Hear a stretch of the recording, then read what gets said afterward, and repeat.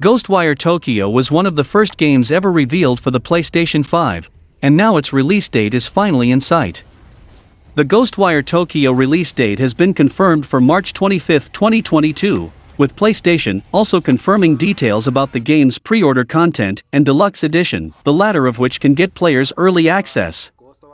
Those that pre-order Ghostwire Tokyo prior to its March 25th release date will get some exclusive outfits for protagonist Akito in the form of the biker and Hanya outfits. Those that spring for the Ghostwire Tokyo Digital Deluxe Edition will be able to play the game 3 days earlier than everyone else, so starting March 22nd, plus they'll get the Shinobi outfit, kunai weapon, and streetwear fashion pack. It should be stressed that the early access deal is only for those that buy the Digital Deluxe Edition on PS5, so PC gamers will have to wait for March 25th. Pricing information for the Deluxe Edition is unavailable at this time. The next few weeks are jammed-packed with new AAA games, as many of 2021's biggest delayed games settle into their final release dates. Along with them is Ghostwire Tokyo, the upcoming action horror game from Tango Gameworks and Bethesda. Ghostwire Tokyo releases relatively soon, but a new gameplay deep dive has given fans their best look at it yet to help scratch the itch. Lasting about 10 minutes, the deep dive footage covers a range of topics, from combat to the enemies that players will face along the way. Players will use an ability called ethereal weaving to overcome challenges, allowing them to channel raw ether and use elements like wind and fire. Ghostwire Tokyo also features a range of traditional weapons, like a bow, that will help players along the way. While the abilities in the trailer are flashy on their own, Ghostwire Tokyo is also putting a special emphasis on Tokyo itself, offering an in-depth look at the city. As the name implies, Tokyo will take center stage in Ghostwire Tokyo, clearly being an important aspect of the experience to the development team. It's not uncommon for a game's setting to be as much of a character as the protagonist, but that seems especially true here. As players make their way through Ghostwire Tokyo, they'll encounter torii gates, which must be cleared if they want to disperse a dense fog that chips away at their health. Of course, the health-devouring fog isn't the only thing that players have to worry about as they play, as the city is also full of enemies for players to take down with their flashy abilities. While Ghostwire Tokyo's enemies have shown up in gameplay trailers in the past, the new footage shows many more of them. While some of them simply look like Slender Man, others have far more disturbing designs to them that are genuinely unsettling. They also appear to be fairly varied, which is always a perk when it comes to games. Since its formation, Tango Gameworks has released 2 games in its Evil Within survival horror franchise, but it's pursuing a new IP as its next project. The next game from Tango Gameworks is Ghostwire Tokyo, which moves away from survival horror territory to the first-person action-adventure space. In Ghostwire Tokyo, players take on the role of Akito, who has found himself fused with the spirit of a dead ghost hunter named KK. KK acts as Akito's guide through the spirit-ridden streets of Tokyo, teaching him how to fight back against the ghosts and the masked villain Hanya. The Ghostwire Tokyo gameplay that Tango showed off was a sample of various different gameplay scenarios that players will encounter, with Akito using stealth as well as direct combat with to liberate spirits. Combat in Ghostwire sees Akito unleash magical spells from his hands in a manner that doesn't look entirely unlike what's seen in the anime Yu Yu Hakusho. Eventually, Akito is able to wield a bow to allow for more precise ranged attacks. As Akito liberated spirits in the game, a counter popped up that claimed there were over 240,000 or so spirits to free, which is quite the sizable number to say the least. As Akito liberates spirits around Tokyo, players will have a mini-map to help them navigate, as well as the freedom to choose where they go and what they interact with. It looks very similar to open-world games, but Tango Gameworks is not describing Ghostwire Tokyo as a true open-world game. Regardless, it does have some open-world elements, with players having a world map that they can look at with miscellaneous activities to complete and side quests. In an interview with Game Rant, Tango Gameworks clarified that Ghostwire Tokyo is a sandbox-style action-adventure type of game instead of a proper open-world title. The size of the map wasn't very important to us, explained Ghostwire Tokyo director Kenji Kimura. Kimura described the Ghostwire Tokyo map as fun, sizable, and playable, and pointed out that it's not just a horizontal map, but has vertical elements as well. As seen in some of the most recent Ghostwire Tokyo gameplay footage, the game features buildings, high-rises, and interior areas. Ghostwire Tokyo players will be able to explore these environments, with the developers teasing that there will be plenty of secrets for fans to find as well. What exactly those secrets will be remains to be seen, but we will have to explore the game's twisted version of Tokyo for ourselves to find out. A Ghostwire Tokyo side quest example was shown during the preview, which started with Akito getting a request from a distressed ghostly woman and ended with him exorcising the spirit of an evil landlord. To exorcise the landlord, Akito had to draw a special symbol in the air, with players having the option to do this using the DualSense controller's touchpad. This mechanic was also used when Akito needed to remove a magical seal on a door, so it definitely seems as though Ghostwire Tokyo is making sure to utilize the PS5 controller's unique features. While watching Akito complete these tasks, the most striking thing about Ghostwire Tokyo was its graphics. Ghostwire Tokyo is an absolute stunner, with an incredible level of detail in the environment. It definitely appears to be taking great advantage of the PlayStation 5's added horsepower to deliver a graphically impressive experience, with a good art style. Tango Gameworks gets very creative with Ghostwire Tokyo's visuals. Akito not only gets to explore a gorgeous recreation of Tokyo, but he is also thrust into mind-bending supernatural happenings that looked impressive in the footage we were shown. While trying to find the bow, Akito explores an apartment building that winds up getting turned on its side and hitting him with all kinds of other visual tricks, looking like something pulled straight out of Inception or Doctor Strange. 1 second Akito is in modern Tokyo, and the next thing he knows he's in an unforgiving snow-covered landscape. And then in the next he's walking across floating umbrellas, or seeing a giant version of one of his allies sitting in a chair. Ghostwire Tokyo is not trying to be a horror game, but that doesn't stop it from having all sorts of bizarre imagery that can unnerve the player. Assuming these bizarre happenings are frequent enough, it seems Ghostwire Tokyo will have no trouble keeping players on their toes. Tango Gameworks isn't revealing too much about the supporting cast like Akito's aforementioned ally just yet, but rest assured there will be other characters for Akito to interact with in Ghostwire Tokyo besides enemies. At one point in the footage, we saw Akito walk into a convenience store run by a floating cat, one of the many yokai that are inhabiting Tokyo. This particular yokai cat served as a merchant, with Akito able to purchase items from it, though there will be other yokai with different functions in the game. Besides using money to purchase items from yokai, players will also be able to donate their hard-earned cash at shrines to get buffs and hints on what to do next. This was one of the last things that was shown off during the preview before Akito and KK decided to head to an observation deck. Clearly Ghostwire Tokyo is going to have plenty of minute-to-minute gameplay variety. The game is not out yet, but there is one concern based on the footage, and that is the combat and the lack of environmental damage and attention to detail on other things.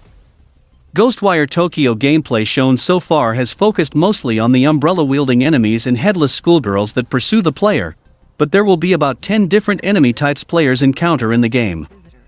Ghostwire Tokyo director Kenji Kimura explained that the enemies in the game are based on fears that people experience at different stages in their lives. Each of the 10 or so Ghostwire Tokyo enemy types will have variants that players will encounter as well, plus there will also be boss fights. There are about 4 or 5 boss fights, Kimura explained. Kimura didn't provide specific details on what the Ghostwire Tokyo boss fights would be like beyond that they are situated in a special way unique to Ghostwire. Ghostwire Tokyo executive producer Shinji Mikami then pointed out that the game will have non-enemies that players encounter as well. There are Japanese yokai characters that you don't actually fight against, but you do go through the map to find and look at and collect. There are about 10 of those too. It's not just enemy characters, Mikami explained. Ghostwire Tokyo producer Masato Kimura added that some of these non-enemy characters will even be helpful when it comes to players completing their goals in the game. Beyond that, players will even able to pet some of them. They're there to be cute, Kimura said. Between the Ghostwire Tokyo enemies that players encounter and the allies they meet, there should be plenty of interesting characters in the game. Some of these Ghostwire Tokyo characters will have side missions for Akito to complete, whereas others may serve a more direct role in the main narrative. The PlayStation 4 and Xbox One generation introduced many new IPs to the video game industry that are continuing to flourish today, and one of the most beloved new horror franchises was Tango Gameworks' The Evil Within. While the first game in the series was a success, its sequel failed to meet sales expectations. Now, Tango Gameworks has revealed that its newest title, Ghostwire Tokyo, originally started life as The Evil Within 3. The Evil Within was first released in October 2014, and was the first title by Tango Gameworks, a new studio founded by Resident Evil creator Shinji Mikami under Bethesda, and pitched as a return to survival horror from the mastermind behind the genre. The game was met with positive critical reception, and was a major sales success, becoming the best-selling game of its launch month and going on to sell over 1 million copies. Tango soon got to work on an Evil Within sequel, which received even better critical reception than its predecessor when it launched in October 2017. However, due to its tough competition in titles like Horizon Zero Dawn, Super Mario Odyssey, Assassin's Creed Origins, and Bethesda's own Wolfenstein 2: The New Colossus, the game seemingly failed to meet sales expectations. In fact, the game was not even supported with post-launch DLC like its predecessor, but I actually loved both the games. While promoting the studio's newest game, the supernatural action game Ghostwire Tokyo, director Kenji Kimura revealed that the project originally started out as the third entry in the Evil Within series. Speaking to GameSpot, Kimura revealed that Ghostwire Tokyo's concept was originally sprung off of an idea that came from a pitched sequel to The Evil Within 2, claiming that the idea evolved into creating a fun game that was set in a real Japanese city. Last year, during an interview with Microsoft Gaming CEO Phil Spencer at Tokyo Game Show, Shinji Mikami revealed that The Evil Within 2 director John Johannes had begun work on Tango Gameworks' next project to follow Ghostwire Tokyo. Following Microsoft's purchase of ZeniMax in 2021, this will likely be Tango's first new project that is exclusive to Xbox, a platform that has not found much success in Japan. Given that this version of The Evil Within 3 became Ghostwire Tokyo, it would not be reaching to assume that Johannes' next project could be the fully realized version of the third entry in Tango's underrated survival horror series. Only time will tell, however, as this title is likely a few years out from its announcement. Kimura added, "We definitely as developers want to make a fun, enjoyable experience, and the more and more we start digging into it, there are more ideas that spawn for a sequel. But it all depends on sales and how the world reacts to the game." So while a Ghostwire Tokyo sequel may not be in the planning stages just yet, Tango Gameworks does have some ideas on what it may want to do with it if the first game is a success. Early reactions to Ghostwire Tokyo gameplay footage seems to be mostly positive, and that combined with Tango's track record of delivering quality games could very well help it become a sales success. Current Ghostwire Tokyo director Kenji Kimura added that a goal with the first-person viewpoint was that it would allow players to get more immersed in the game. Beyond that, Ghostwire Tokyo protagonist Akito uses a lot of spells as one of his primary ways of attacking enemies, and the development team wanted to create this sense that those were actually your hands that are doing that. Kimura explained, "So the first-person camera is helpful in many ways, and that's why we chose and stuck with that direction." While this is the first time that Tango Gameworks has made a game that's entirely first-person, it's not the first time the studio has worked with the perspective. As some may recall, Evil Within 2 added a first-person mode sometime after it launched, and one has to imagine that the work on that would have helped Tango when building Ghostwire Tokyo from the ground up as a first-person game. Shinji Mikami was the director on several of the original Resident Evil games, making him something of a living legend within the horror gaming sphere. Not only did he help create one of the franchises that pioneered the survival horror genre, and even coined the term survival horror in the original Resident Evil, but he's also gone on to work on many more horror titles. According to a recent interview, Mikami would like to direct at least one more game before he leaves the director's chair for good. Over the years, Shinji Mikami's gaming catalog has extended to include classics like Resident Evil 4, cult hits like Dino Crisis, and even action titles like Vanquish.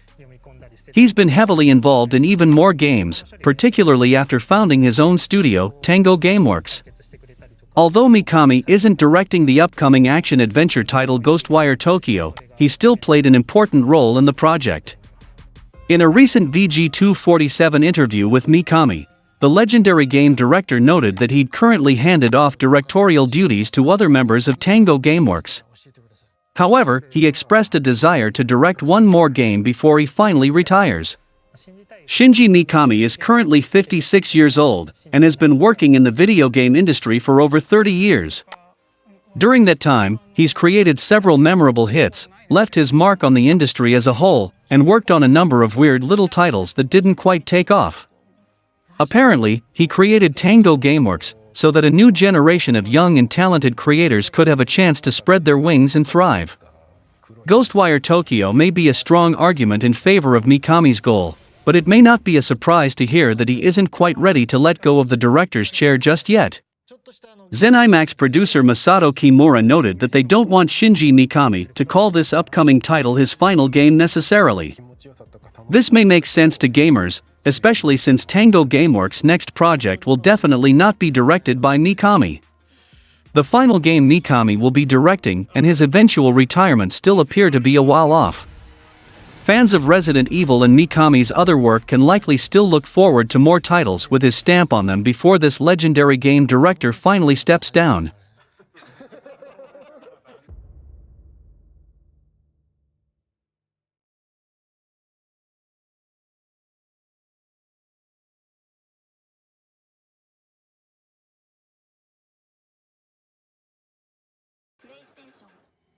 Speaking of Shinji Mikami and Resident Evil, with rumors claiming that a remake of Resident Evil 4 is in development, the game's original director reveals what he wants to see changed.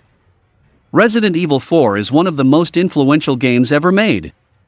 So when rumors broke in 2020 that Capcom was planning to remake the title in the same vein as its recent remakes of Resident Evil 2 and Resident Evil 3, Nemesis, fans were understandably concerned that a remake could fail to recapture the magic of the game that forever changed the video game industry. One person who seems optimistic that a remake could improve on the original, however, is none other than Resident Evil 4 director Shinji Mikami, who recently commented on the idea of a remake in an interview. Resident Evil 4 first released on the Nintendo GameCube as a timed exclusive in January 2005, after a now infamously troubled development cycle that included a prototype version of the game becoming the first entry in the Devil May Cry series. Resident Evil 4 went on to become regarded as one of the best games of all time when it released, for revolutionizing third-person shooting gameplay that would become a staple of the genre, inspiring franchises such as Uncharted, Gears of War, Dead Space, and later Mikami's own The Evil Within series.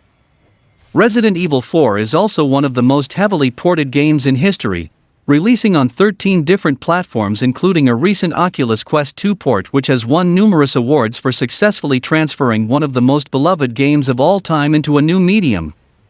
Needless to say, the pressure is on for Capcom to remake the game given how well regarded the original is to this very day.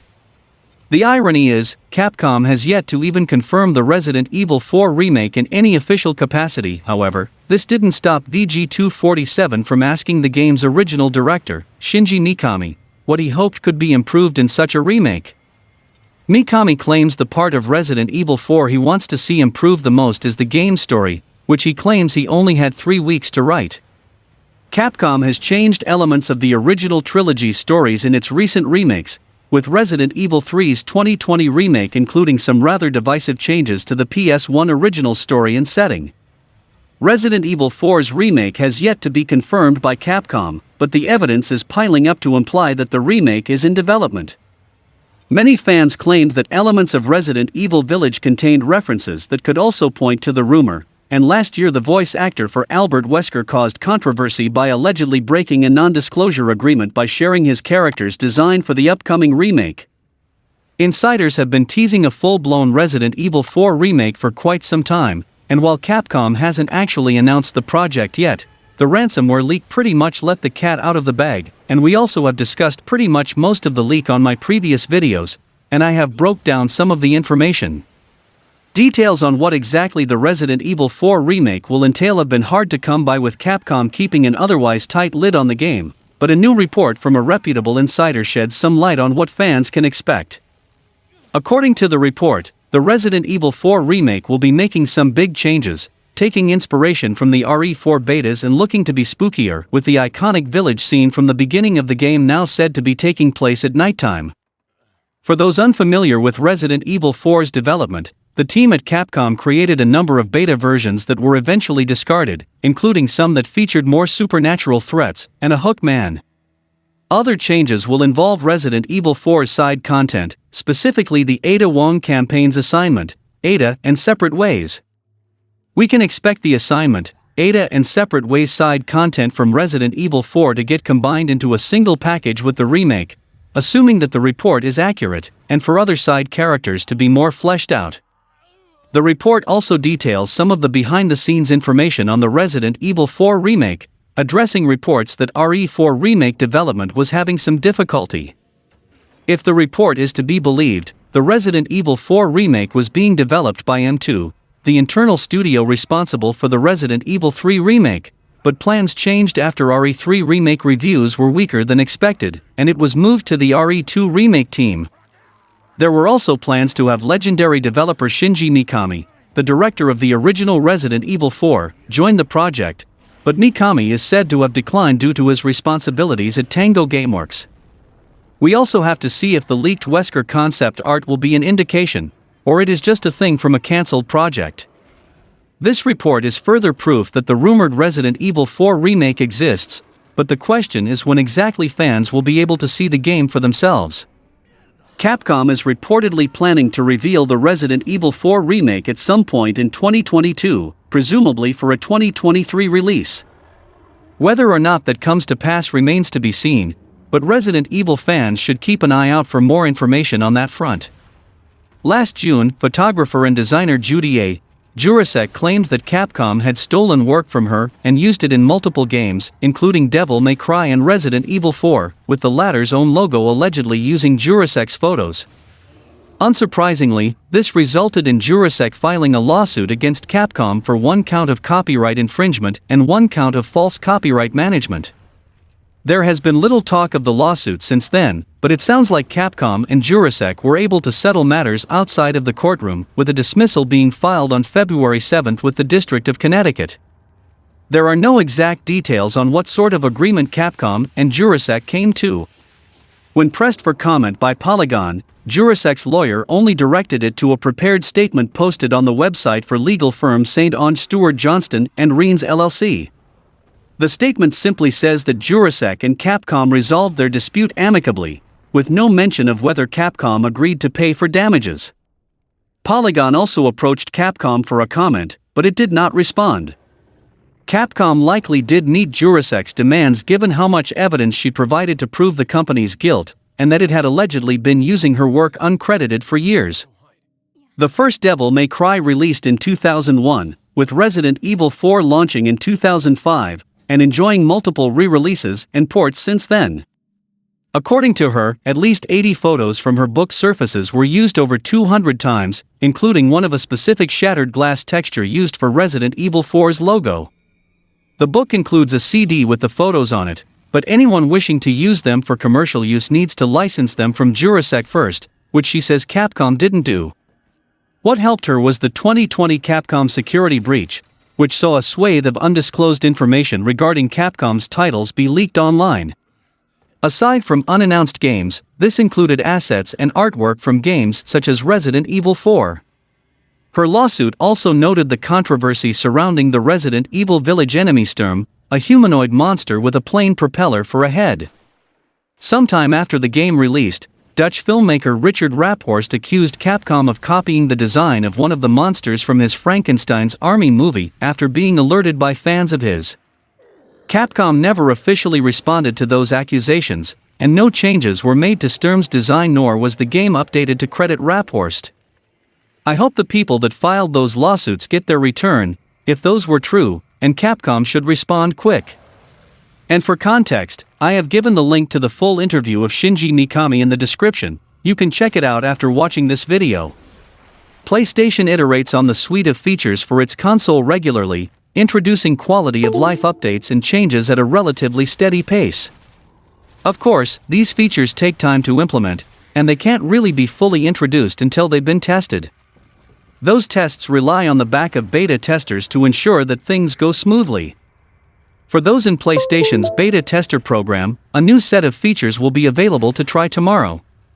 Over on Twitter, PlayStation announced a new system software beta featuring the community-requested Open Parties feature, which will allow for users to set their party to open or closed. The two types are fairly self-explanatory, with open parties allowing friends and friends of friends to join, while closed parties are on an invite-only basis. There's also an update to the voice reporting system on PlayStation platforms, which allows users to record and report anything someone in a party said. The clip can then be forwarded to PlayStation Safety for review. With the update, a visual indicator will show who is speaking, making it easier for PlayStation to take action against harassment based on the report. The PS5's Game Base feature is also receiving some tweaks, turning voice chats into parties.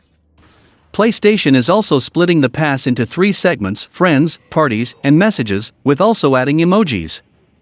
The changes will make it easier to manage ongoing voice call parties, friends, and messages in the UI, making the social aspect of gaming on the platform much easier. The PS5's home screen will also receive some improvements. Now, users will be able to select Keep in Home to have an app remain on the main game bar when they launch their console. Additionally, users will be able to filter games by genre, making it easier to find a specific type of experience. The PS5 UI will also show more games on the home screen, allowing users to keep up to 14 apps on the main menu. Trophy cards are also getting a visual redesign. Perhaps the most important enhancements are coming to the PS5's accessibility options. Screen Reader will now support an additional set of languages, for a grand total of 15 languages. Users will also be able to enable mono audio rather than 3D or stereo audio. And finally, the PS5 is getting voice command support, as you should say "Hey PlayStation," though PlayStation stressed that it's still in its early phases. All of these features will be included in the beta, with the full versions launching later this year.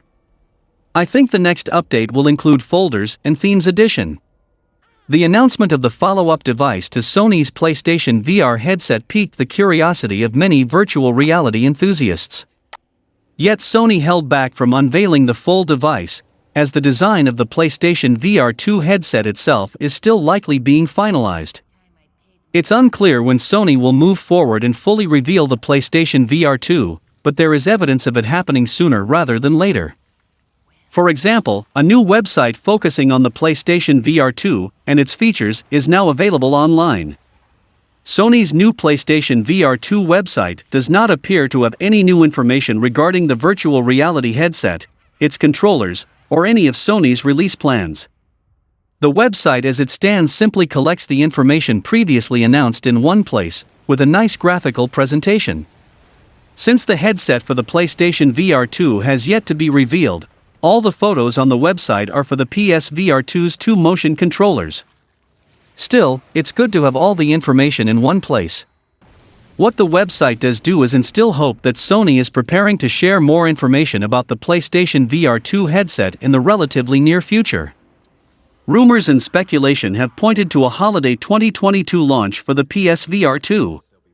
If that turns out to be true, then Sony will want to reveal the headset relatively soon, so that it can focus on showcasing VR games for the PS5 in the back half of the year. As for what the website shows now, there's repeated language regarding a next-generation step forward for virtual reality and key features like 4K HDR visuals and PSVR 2 Sense technology. More specifically, the website mentions the PSVR 2 features 2000x 2040 OLED displays that support up to 120 frames per second, 110 degrees of field of view, and eye-tracking cameras to help improve detail where players' vision is focused. There's even a brief description regarding in-headset rumble. Later sections of the website break down the PlayStation VR 2's controllers, which include features like haptic feedback, adaptive tracking, and precision finger and touch tracking, and the first game announced for PSVR 2. That game being Horizon Call of the Mountain, a first-person spin-off for the Horizon franchise. Suffice to say, there's a lot to be excited about in regard to the PlayStation VR 2. The new website presents a compelling case for Sony's next-generation VR headset. It's also hopefully a hint that more information will be shared soon, and perhaps a full reveal of the PSVR 2 headset itself.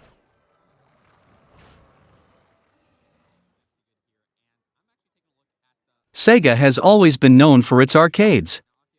From Sega's GameWorks to numerous iconic arcade locations in Japan, the company's had a hand or two with running arcades through numerous parts of its history.